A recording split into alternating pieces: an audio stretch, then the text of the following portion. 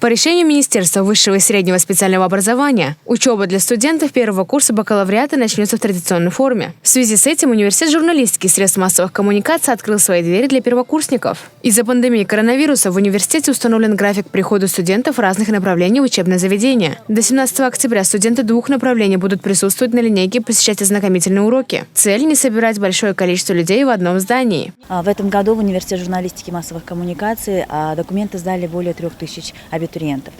И мы смогли принять в качестве студентов наших только 1/4 часть, потому что квота была настолько маленькая. Но несмотря на это, сейчас мы принимаем заявления от тех, кто хочет учиться, они сдают на суперконтракт. Каждый день без выходных работают у нас колл-центр и работают наши ответственные для того, чтобы мы могли встретить абитуриентов, встретить их родителей и дать им возможность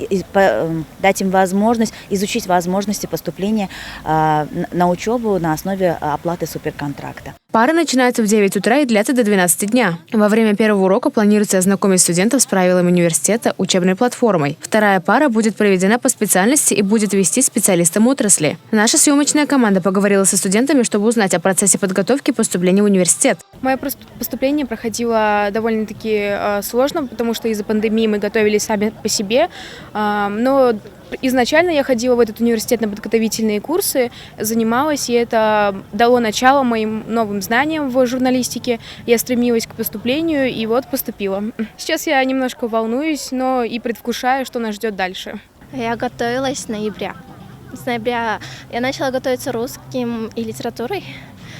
Так что я думаю, я была хорошо подготовлена к этому. Я с самого начала была уверена, что я именно сюда поступлю.